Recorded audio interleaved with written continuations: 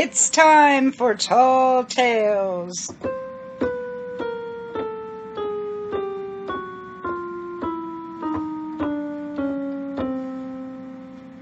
Today's story is Where's Your Nose by Kiley.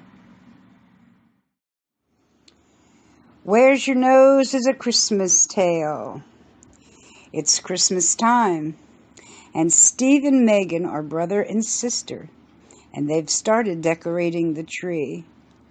Hey, Steve, do you have Jingle Bells as your ringtone? I think I hear your cell phone ringing. Megan asked, smiling.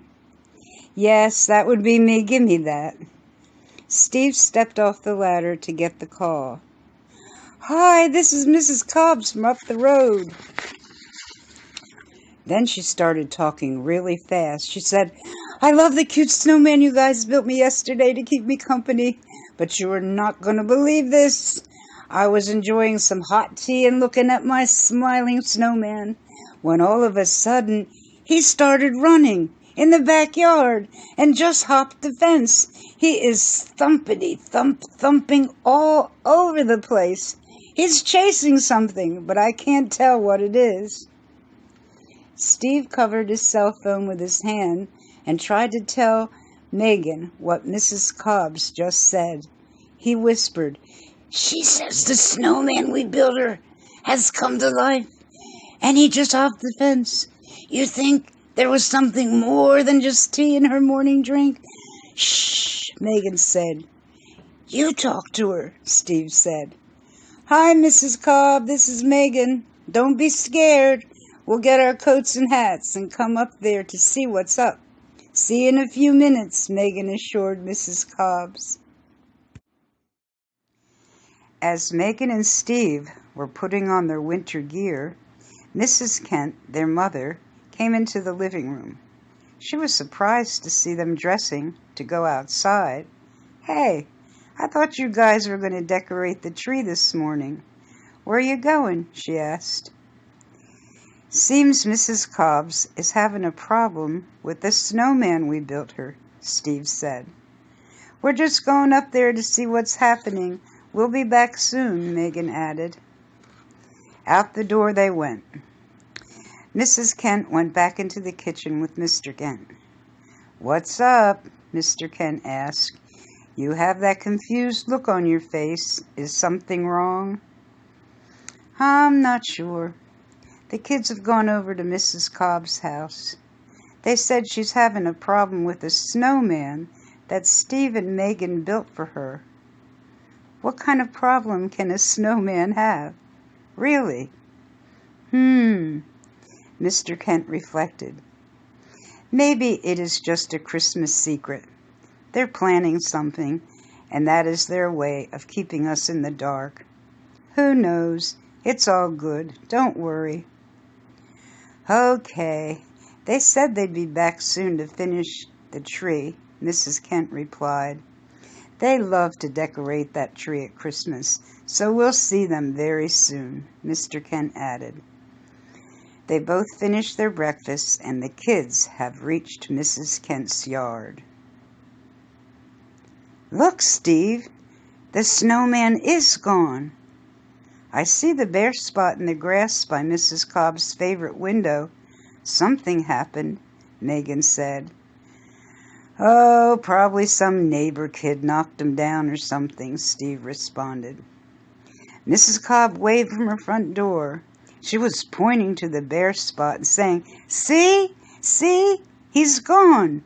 He's out back in the vacant lot in the meadow. Back and forth.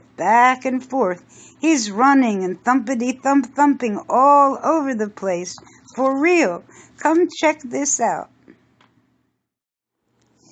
Mrs. Cobbs grabbed a coat from the hall closet and quickly walked out to meet them.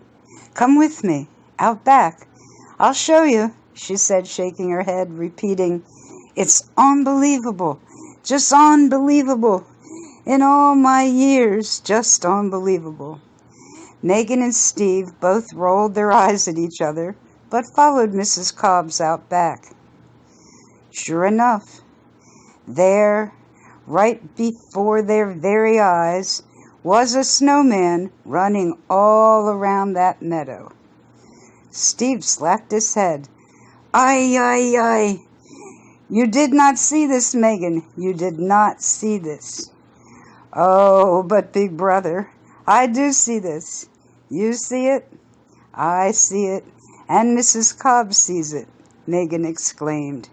Just keep it between us, is all I'm saying. If the guys at school hear about this, I will never stop being the brunt of some kind of smart joke about me believing in a snowman that came to life one day. Do you hear me, Megan? Yeah, yeah. Look at him go, though. Thumpity, thump, thump, thumpity, thump, thump, Megan sang. Then suddenly, the snowman stopped chasing around. He collapsed and sat on the ground with his head bent over his lap. This is our chance. Let's go over there and check him out, Steve said. Megan and Steve ran into the meadow and sat down next to the snowman. I hear him crying, Megan said. What's wrong, Mr. Snowman? Steve actually asked. The snowman looked up, but was covering his nose. Why are you hiding your nose? Megan asked. The snowman lifted his hand.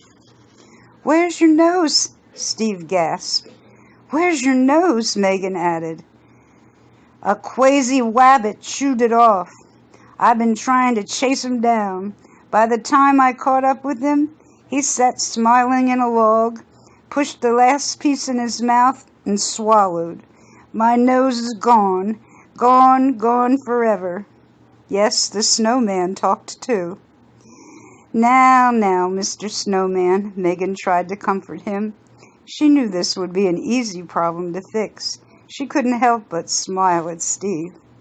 Steve assured Mr. Snowman that if he would come back to Mrs. Cobb's house with them, that they could get him a pretty new nose. The snowman sniffled and said, What's the use? That rabbit will come back again. Oh, we will work this out. Just come home. Mrs. Cobb saw the snowman and his missing nose. Don't you worry, dear. I will take care of this, and the crazy rabbit, too. You'll see. Mrs. Cobbs explained to Steve and Megan that she usually leaves 2 carrots on the back step for a little white snow bunny that had been visiting the yard. I forgot to lay them out back this morning. Today I was enjoying looking at the snowman, Mrs. Cobb said. Steve said, Well, that's no dumb bunny. She was smart enough to find her food another way, Megan cheered. I have a good relationship with that snow bunny. If I agree to set out 2 carrots every day faithfully, if she leaves the snowman alone, I believe she will cooperate.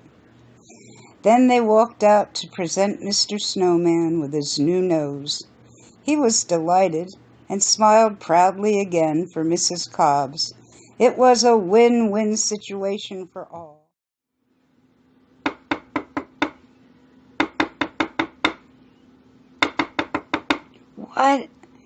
What? Mrs. Cobbs turned in her bed. Mrs. Cobbs sat up startled. Why, it was Saturday morning. She had overslept. She'd been dreaming all this. She hurried to put on her bathrobe and to find the tin of cookies she had baked for the Kent family. She had asked them to join her. What a tall tale she had to share with them. Merry Christmas, Happy Holidays, Merry everything. The end.